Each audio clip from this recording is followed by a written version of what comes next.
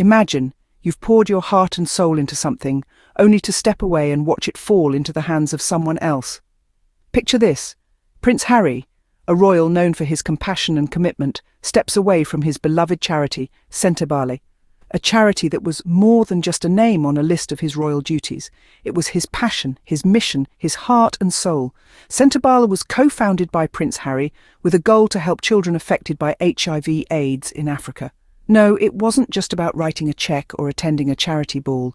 It was about rolling up the sleeves, getting involved, and making a real difference. Prince Harry poured his energy, his time, his commitment into it. He was there on the ground, meeting the children, sharing their stories and working tirelessly to ensure they got the help they needed. The impact of Centibale cannot be understated. Thousands of children left vulnerable by the HIV/AIDS pandemic found support and care through this charity. They found hope in a world that often seemed relentless in its cruelty. And at the helm of it all was Prince Harry, a royal who was not afraid to show his heart, to fight for the underprivileged, to use his platform for the greater good. But as they say, all good things come to an end, or in this case, take a step back. Prince Harry resigns from Centibale, leaving a void in the charity he so passionately nurtured, a void that needed to be filled. And guess who steps in? A representative from Prince William's Tusk Trust. With the prince's departure, however, a vacuum exists, and who better to fill it than a representative from Prince William's Tusk Trust? The stage is set and the players are all too familiar, but is this a game of chance or a well-orchestrated play? Now, we're not ones to stir the pot unnecessarily, but it's hard to ignore the recent changes at Centibale, the charity co-founded by Prince Harry. Just days after Harry steps back, we see a new player on the scene, a representative from Prince William's Tusk Trust. Coincidence or calculated move? The plot thickens when you consider the media's portrayal of Prince William as the better brother, the same Prince William whose charity is now linked to Harry's Centibale. Is this just the natural order of things, or is there something more at play here? You see, Centibale isn't just any charity. It's Harry's heart and soul, a beacon of hope for children affected by HIV/AIDS in Africa. So it's only natural to question why, out of all the people in the world, someone from William's circle is now stepping in. And let's not forget the rivalry that's been widely reported between the two brothers. If Harry had placed one of his allies in William's charity, the media would have had a field day. Headlines screaming about interference, competition and sibling rivalry would be plastered all over. But now? Nothing. No outrage, no whispers from royal sources, no media frenzy. Instead, we have silence, a quiet that's far too loud and far too convenient. It doesn't take a royal watcher to see that this isn't just about charity. It's about control. It's about an institution reclaiming what they believe is theirs. Harry built Centibale. He made it a force for good. But now that he's stepped back, it seems the institution is stepping in. This isn't just about the future of Centibale. It's about the legacy of Prince Harry. It's about who gets to write the history books and who gets to be the hero. Silence reigns supreme, but the questions remain. Is this a simple coincidence or an attempt to rewrite history? In a tale of two charities, one begins to wonder, what if the roles were reversed? Imagine, just for a moment, that Prince Harry had decided to appoint one of his trusted allies to a key position in Prince William's Tusk Trust. Picture the headlines, the shock, the scandal.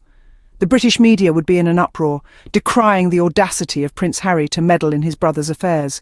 Words like interference, competition and overstepping would be thrown around in sensational headlines.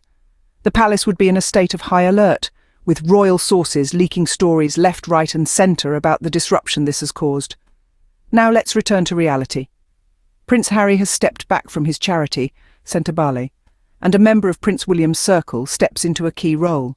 Yet the outrage we hypothesised is conspicuously absent.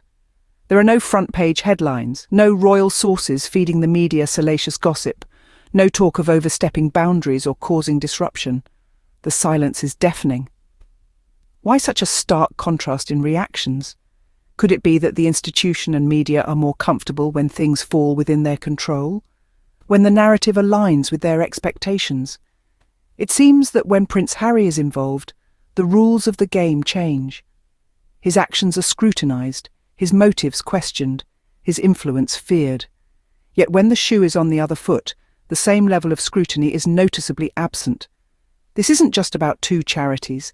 This is about control, influence, and the power of narrative. It's about how one brother's actions are perceived differently from the others. It's about the quiet manipulation of perception, the subtle rewriting of history. When Prince Harry steps away, the institution moves in to fill the void, quietly reclaiming control, reshaping the narrative to fit their desired image. A double standard, perhaps, or just another day in the life of the royal family. As the sands shift beneath our feet, we see a quiet takeover unfolding before our eyes. The personnel changes at Centre Barley, Harry's beloved charity, are not as innocuous as they may seem. We witness an intricate dance, a game of chess where the players are not just individuals but symbols of influence and power.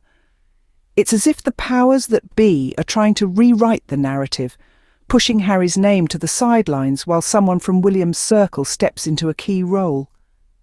We can't help but ask, is this an attempt to erase Harry's dedication, his passion, his commitment to Centre Barley? Is it a quiet coup, trying to paint a picture as if William's people were always at the helm? If there's one thing we know, it's that the institution has a knack for control. It doesn't take kindly to those who build influence outside their grasp. Just as a vine winds its way around a tree, they latch on to the success of others, slowly suffocating the original roots until it's as if they were never there. Imagine a different scenario. What if Harry had placed one of his allies in William's charity, Tusk Trust? The uproar would be deafening. The media would be awash with cries of interference and competition. But now, when the tables are turned, we're met with silence. This isn't about charity anymore. It's about the royal institution quietly reclaiming control.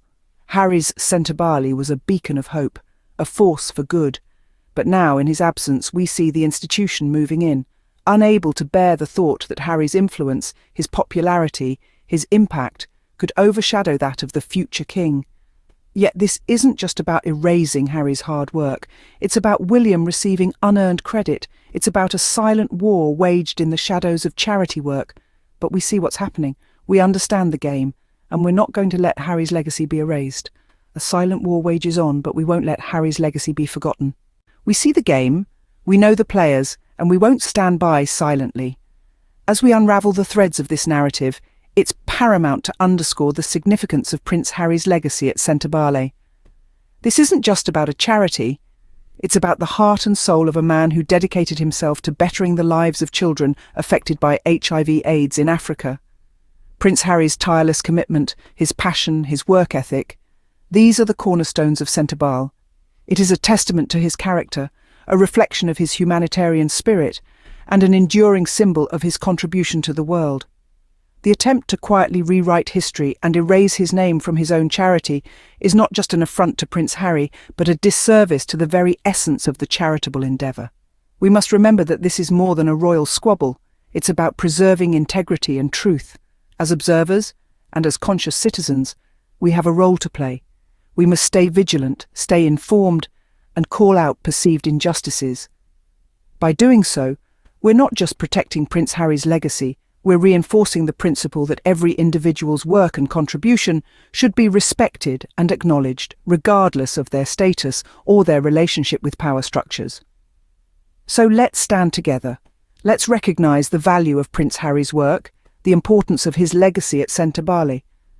Let's ensure that his name and his efforts are not erased or overshadowed.